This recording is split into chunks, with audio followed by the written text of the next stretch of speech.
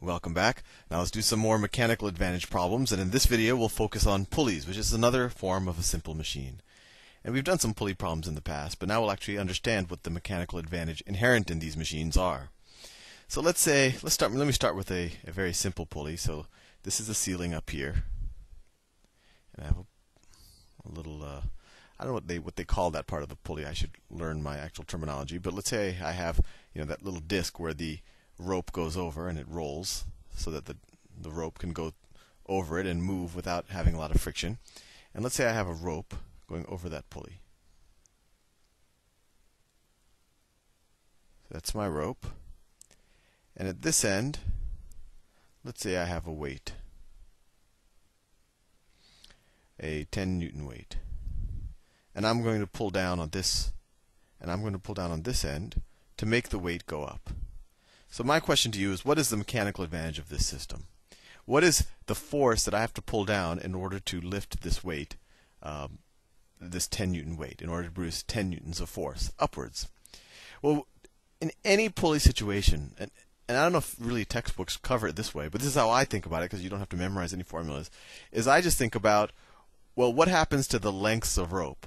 Or what is the total distance that the object you're trying to move travels? And if you know the distance that it travels versus the distance that you have to pull, you know the mechanical advantage. So in this situation, let's say if I were to hold the rope at that point, and if I were to pull it down, I don't know, 10 feet or some arbitrary distance, what happens over here?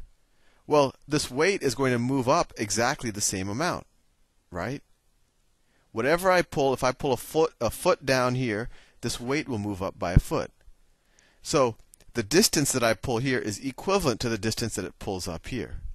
And since we know that the work in has to equal the work out, we know that the force I'm pulling down has to be the same as the force or the tension that the rope is pulling up here. And we could have done that when we figured this out just when we learned about tension, that the tension in the rope is constant. I'm producing tension in the rope when I pull here. And that's the same pulling force of the tension on the weight. So this isn't too interesting of a machine. All it's doing is I pull down with a force of 10 newtons, and it will pull up with a force of 10 newtons. And so the mechanical advantage is 1. No real mechanical advantage. Although this could be useful. Maybe it's easier for me to pull down than for me to pull up. Or at some point, maybe I can't reach up here, so it's nice for me to pull down here where I can reach, and the object will keep going up, like in a flagpole or something like that. So this could still be useful, even though its mechanical advantage is only 1. So let's see if we can construct a pulley situation where the mechanical advantage is more than 1. So let's say I have, over here at the top, I still have that same pulley that's attached to the ceiling, but I'm going to add a slight variation here. I have another pulley here, and now let me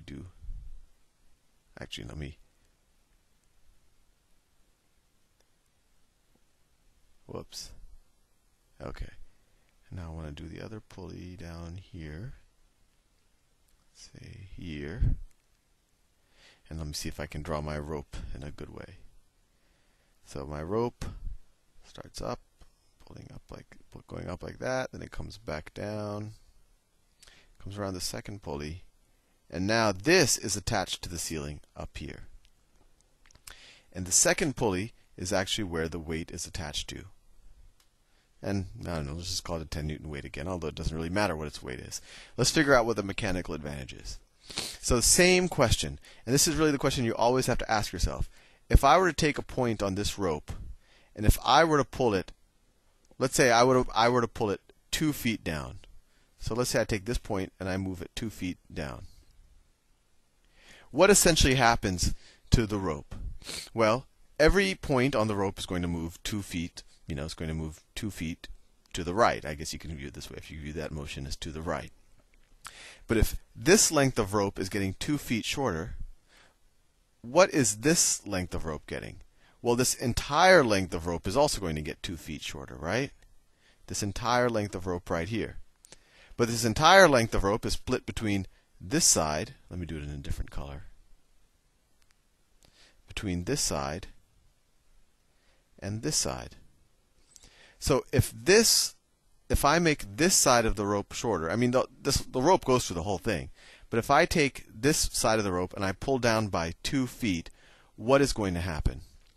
Well, this is going to get 1 foot shorter. This rope is going to get 1 foot shorter. This is going to go 1 foot shorter. And this length of the rope is going to get 1 foot shorter. And how do I know that? Well, this is all the same rope. And if this is getting 1 foot shorter and this is getting 1 foot shorter, it makes sense that this whole thing is getting 2 feet shorter. But the important thing to realize, if each of these are getting a foot shorter, that this weight is only moving up 1 foot. 1 foot. So when I pull with 2 feet, if I pull the rope down 2 feet here, this weight only moves up 1 foot. So what is the work that I'm doing? Well, the work in is the same as the work out, and we know what the work out is. The work out is going to be the force that this contraption or this machine is pulling upwards with, and that's 10 newtons. So the work out is equal to 10 newtons times the distance that the force is pulling in, times 1 foot. Oh, why did I do feet? I should do meters. That's not a good thing for me to do. It should be meters. I should mix English and metric system. So 10 newtons times 1 meter. So it equals 10 joules. And this has to be the work that I put into it too, right? So the work in also has to be 10 joules. The work into it also has to be 10 joules. Well, I know the distance that I pull down. I know I pull down 2 meters. So I pull down 2 meters. So this has to equal the force times the distance. So the force, which I don't know, times the distance, which is 2 meters, is equal to 10 joules. So divide both sides by 2. So the force that I pull down with is 5 newtons. So I pull down 5 newtons for 2 meters, and it pulls up a 10 newton weight for 1 meter. Force times distance is equal to force times distance. So what was the input force? The input force is equal to 5 newtons, and the output force of this machine is equal to 10 newtons. And mechanical advantage is the output over the input. So the mechanical advantage is equal to the force output divided by the force input, which equals 10 over 5, which equals 2. And that makes sense, because I have to pull twice as much for this thing to move up move up half of that distance. Let's see if we can do another mechanical advantage problem. Actually, let's do a really simple one that we've really been working with a long time. Let's say that I have a wedge. A wedge is actually considered a machine, which it took me a little while to get my mind around that, but a wedge is a machine. And why is a wedge a machine? Because it gives you mechanical advantage. So if I have this wedge here, and this is a 30-degree angle. If this distance up here, let's call this, whatever distance this is, let's call this d. What is this distance going to be? Well, it's going to be d sine of 30, and we know that the sine of 30 degrees, hopefully by this point, is 1/2. So this is going to be 1/2 d. And you might want to review the trigonometry a little bit if that doesn't completely ring a bell for you. So if I take an object, if I take a box, and let's assume it has no friction, we're not going to go into the whole normal force and all that. If I take a box and I push it with some force all the way up here, what is the mechanical advantage of this system? Well, when the box is up here, we know what its potential energy is. Its potential energy is going to be the weight of the box, right? So let's say this is a 10 Newton box. This is a 10 Newton box. The potential energy at this point is going to be 10 newtons times its height, right? So potential energy at this point has to equal 10 newtons times the height, which is going to be 5 joules. And that's also the amount of work one has to put into the system in order to get it into this state, in order to get it this high in the air. So we know that we would have had to put 5 joules of work in order to get the box up to this point. So what is the force that we had to apply? Well, it's that force, that input force, times this distance, has to equal 5 joules. Right? So this input force, this isn't 5 joules. It's 10 times 1/2 times the distance. It's 5d joules, right? This isn't some kind of units. It's 10 joules.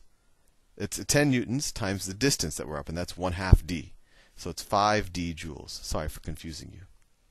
5d joules.